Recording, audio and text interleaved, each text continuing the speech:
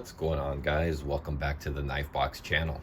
So I decided to do this video outside today and enjoy some fresh air and not too much direct sunlight, but just enough to really get a nice shot of some of these knives. So this is a video I got tagged from Patty's Potato Peelers, so big shout out to him. And 5 knives that make me smile is the subject. So let's go ahead and just kick this off. It's not going to be a very long video. Just to be clear, these are not my 5 favorite knives. It's just 5 knives I picked out that I figured make me smile, and I carry them quite frequently. So let's start off with the PM2. Now the PM2 is a knife that I've owned quite a few variations of all different steels and colors. This one happens to be one of the original DLT M390 exclusives, so it came with some flat G10 scales, and but it was M390 steel, and at the time that was just kind of a cool thing. This is the one that stayed with me over the years, and I ended up just kind of modifying it with some Aramis scales from Russia, who makes these with CNC machinery, and you can pick out what kind of carbon fiber you want. These are called the Grand Line scales, hence the lines as you can see, and I like the fact that they're contoured, so they give you just more of a full feel grip in the hand. The clip is by it's a Lynch clip, which you guys are all pretty familiar with. It used to be pretty nice and bright gold polished, but it's got a little bit of wear on it. And then I also went ahead and did the titanium stop pin and the barrel spacers and such. And then when I did that, I also got these screws from Adrian over in Australia to make these titanium screw set for me. Now I will say, if you guys ever decide to do titanium screws, because of the fact they're titanium, they don't keep their shape quite well, so you do kind of have to keep tightening them over time. So if that's something you decide to do, just be aware that that's something you're gonna have to deal with. But otherwise, it's smooth, it performs well. M390 steel in such a really iconic knife is just a nice combination. I know not everybody's a fan of the compression lock, but for me it works perfectly. I have no qualms with it. I love the compression lock. So yeah, this is one of the knives that just absolutely makes me smile every time I carry it. So let's move on to the next one. Now this knife kind of got me into the more higher end,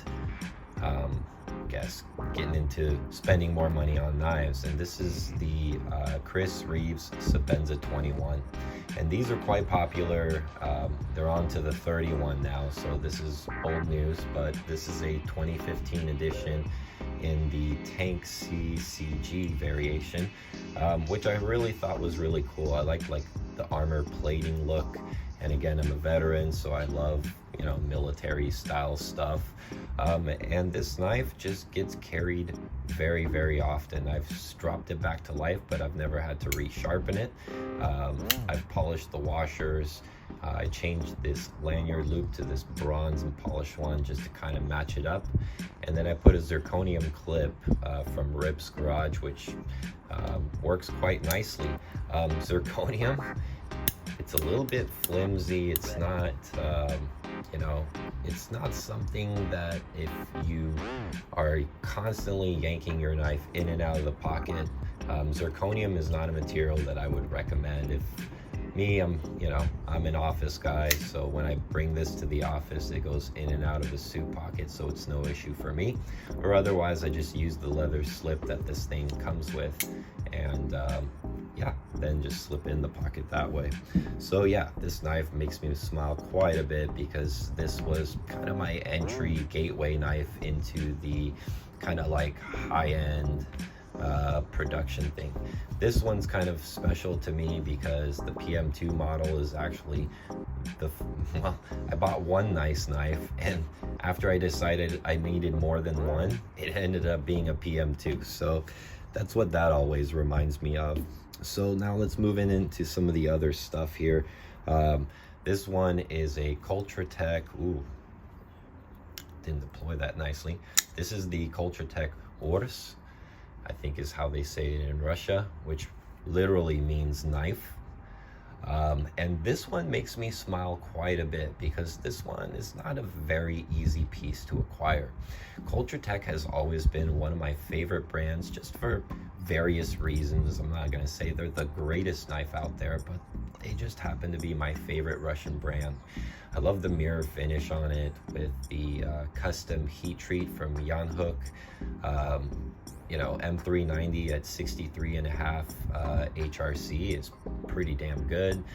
You can see the edge is like a mirror crisp, hair popping edge. It's unbelievable what you get. Now this is, you know, higher end Spectrum stuff. This is more of an $1,800 knife, but there's only going to be 200 of these that are going to be made.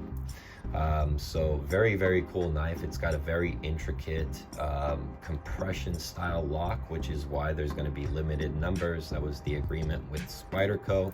But there are more pieces in this one than if you were to break down an AK-47, and they actually demonstrated that in a picture. So quite a cool, unique knife, very complicated, and the back spacer for you finer gentlemen is a titanium corkscrew.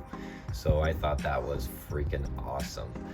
Just kind of the coolest freaking knife ever for me. I love the blade shape. It's very useful. It still has like a nice tip on it, and it's just unique looking and unique all around. So very handy, very useful, very easy to manipulate. This is just an awesome knife. And then let's bring out this one right here. Now this one makes me smile quite a bit because there's kind of a process to this. Now this is a Sharp by Design Arch Nemesis Dagger, if you're not familiar, which I'd be surprised, but yeah, Brian's work is just very well known, and he's currently making the second round of these, I believe, but this is from the first batch of knives. This was actually one of the last few he made. So I've been begging Brian to make me a knife for years, and eventually, finally, right before he ended up stopping the run on these, somehow I was able to get one made from Brian, which was awesome. And I sent him this kind of really weird material I actually got shipped over from Germany. Now this is Reeves Noble, but this one actually glows in the dark when it's charged with light. It's going to be kind of hard to see. I don't think it charges that well right now because these are ultra thin pieces of it, so it doesn't really hold it. But if you have a block of this stuff, even in regular sunlight, it starts to look like kryptonite. It's really quite cool. Now, there's no shock, rhyme, or reason why I wouldn't want a knife from Brian. It's self-explanatory why this knife makes me smile, but just some of the things I want to point out is just how the symmetry from left to right, and the way that the handle was designed in a way that, you know, and the blade, the way that it flares with the quillions, it almost has that optical illusion where the blade is just as long as the handle, even though it's not. It's just not mechanically possible for a knife to be designed that way unless you want the tip to be sticking out the back. But it does have that optical illusion, and I love that. Even down from all the little fine CNC machine lines you can see, even on the Reeves Noble, all the way down to the titanium handles, and even on this Nitro V blade steel. And this aspirated fuller was a huge request of mine. I just had to have it. I think the Dagger just looks way more evil this way, and it truly is sharp on both edges. So when you close these, I just usually use the quillion. He does not make these razor sharp just for, I'm assuming, that very reason, but it will pop hair on both sides, so it is sharp. And another thing is just the perfection in that tip. Just so well done. So Brian is a wizard, no doubt about it. This is just a treasure in my collection. Metal Complex did a whole bunch of videos with this thing in it, if you guys want to check it out in a little better light or whatnot. But yeah, just a super awesome knife. Now the last one I'm going to bring out is this guy right here. So this is a full custom knife. This one is actually made by Kurt American, and Kurt is a fairly recent custom knife maker coming on the scene, but he's been out for years, and him and I have interacted for 3 or 4 years now, I think. And eventually he made this knife at, I can't remember what year it was, but he made a Phantom, which is what this model is, with a hamon like mine in W2. And then he had like a full titanium scale on it, and I just fell in love with the fact that he actually did a W2 hamon on a folding knife. That's more of something you find on fixed blades. So I found that very artistic, and the overall profile of the handle and the blade together just really spoke to me. I just like the flare of the tip. It does have kind of a Japanese flair to it in design, and man, it's freaking awesome. So me and Kurt ended up coming up with a design idea, and I told him I had to have a bolster lock. Please, please, please make me a bolster lock. And he's never made one before, so this is his very, very first bolster lock, and I gotta tell you, it's so freaking well done. This knife, the fit and finish, the sound, the deployment, the detent, the drop, everything is just unbelievably awesome, and it just keeps getting better and better as it breaks in. So now the materials on this, as I'd mentioned, is the W2 blade steel. We have actual real Westinghouse micarta, kind of that caramelized, you know, vintage Westie for the scale materials, and we also have it for the pivot colors, which he kind of threw that in on his own, which was really quite kind of him. He also added some texturing, you know, for added comfort when you're using it, and he did a nice little relief cut just tucked away under the scale, and just did a really nice fit with the bolster lock. Let me keep it partially closed so you can see how tight that fits.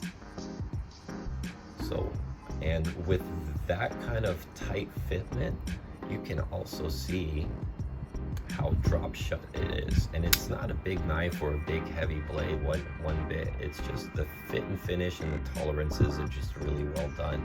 So that being his very first bolster lock just blows me away.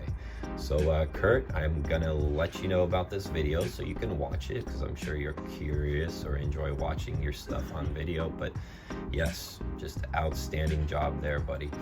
Anyways, then we move on to the back spacer and pocket clip here, which we see in full zirconium, and it's just nicely fitted and darkened quite well.